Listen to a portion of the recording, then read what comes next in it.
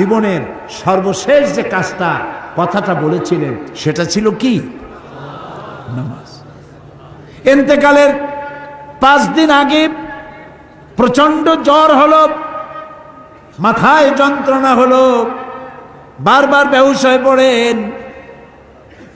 যে রাত্রে ইন্তেকাল করবেন সেই রাত্রে সাহাবায়ে কেরাম কেউ ঘরে ফেরে নাই, সবাই কাঁদতেছে। সকলের ধারণা নবীজি খুব তাড়াতাড়ি বিদায় হয়ে যাবেন। ঘরের মধ্যে স্ত্রীরা কাঁদেন, জামাই কাঁদেন, নাতি নাতনি কাঁদেন। সব থেকে বেশি কাঁদছেন হযরতে মা ফাতিমা রাদিয়াল্লাহু তাআলা আনহা। রাসূলুল্লাহর হুশ এলো, হযরত ফাতেমার কান্না দেখে কাছে ইশারা করে ডাকলেন, কানে কানে কি যেন বললেন। হযরত ফাতেমার কান্না বন্ধ হয়ে গেল। হযরত আয়েশা ফাতেমাকে ডেকে বলেন, মা তোমার আব্বা জান কি তোমারে বলল, কান্না বন্ধ হলো তোমার? হযরত ফাতেমা বলেন, মা আমার আব্বা জান আমাকে কানে কানে বললেন, মা কাঁদিস না, তোর কান্না আমার বরদাস্ত হয় না। আমি তোমাকে সুসংবাদ শোনাই, আমি মরে যাওয়ার পর সবার আগে তোমার সাথে আমার দেখা হয়ে যাবে।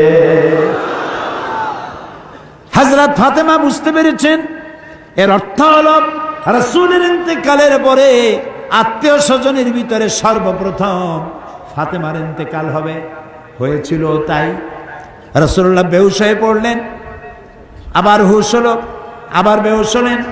ফজরের পরে হযরতে জিবরাইল এসে বলছেন, আসসালামু আলাইকা ইয়া রাসূলুল্লাহ, হে আল্লাহর রাসূল, আল্লাহ আপনাকে সালাম বলেছেন আর তিনি জানতে চেয়েছেন আপনি কেমন আছেন।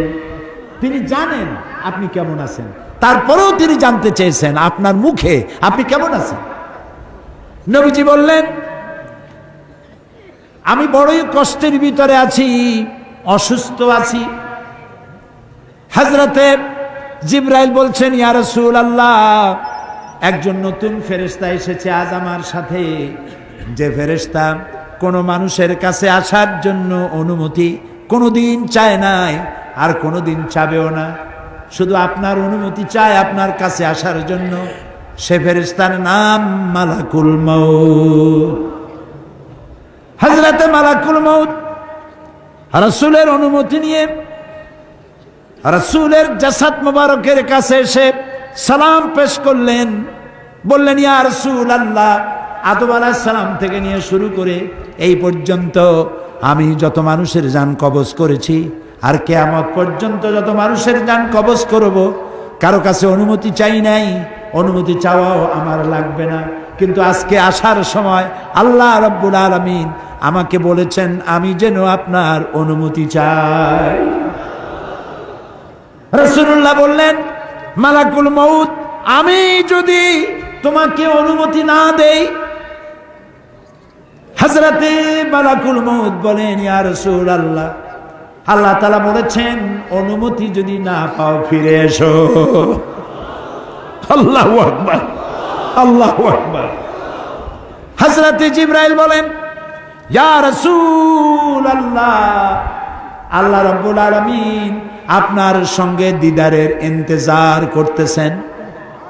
নবী বললেন, মালাকুল মউত, তুমি তোমার কাজ শুরু করতে পারো। মালাকুল মউত যখন জান কবজ করতে যাবে, রাসূলুল্লাহ বললেন, আয়েশা একটু কাছে আসো। ওই যে সোনা ছিল কয়েক টুকরা, সোনাগুলোর খবর কি? 6 টুকরা, ছোট্ট ছোট্ট 6টা টুকরা সোনা ছিল, সোনাগুলো কই? হযরত আয়েশা বলেন, আমি তার যত্ন করে রেখেছি। নবীজি বলছেন, এক্ষুনি স্বর্ণ টুকরাগুলি সদকা করে দাও। আমি মুহাম্মদ সাল্লাল্লাহু আলাইহি সাল্লাম আল্লাহর দরবারে এই অবস্থায় উপনীত হতে চাই না যে মুহাম্মদের ঘরের ভিতরে সোনা আছে। হযরত ওমর রাদিয়াল্লাহু তাআলা আনহু রাসূলের সঙ্গে দেখা করতে গেছিলেন একদিন। ঘরে মা আয়েশা ছিলেন না। হযরত ওমর সালাম দিয়ে ঘরের মধ্যে ঢুকে দাঁড়ায় দাঁড়ায় কাঁদতেছেন, বাচ্চা শিশুর মতো ডুকরে ডুকরে কাঁদছে। রাসূলুল্লাহ জিজ্ঞেস করছেন, ওমর কান্দো কেন? হযরত ওমর বলছেন, আমি বিশ্বনবীর ঘর দেখতেছি, ছোট্ট একটা ঘর, এক কোনায় একটা সরাহি পানি রাখার পাত্র কাইতে হয়ে পড়ে আছে, একটা গ্লাস কাইতে হয়ে পড়ে আছে, আর এক কোনায় 1 কেজি কি আধা কেজি জব পড়ে আছে, আর রাসূল শুয়ে আছেন দড়ি দিয়া বুনানো একটা খাটিয়ার উপরে, চাদর নাই, বালিশ নাই, হাত মোবারক মাথার তলে দিয়ে শুয়ে আছে, পিঠ মোবারকে দড়ির দাগ কেটে আছে। হযরত ওমর বলছেন, ইয়া রাসূলুল্লাহ, আমি তো বরদাস্ত করতে পারছি না, বিশ্বনবী তার পিঠে দড়ির দাগ,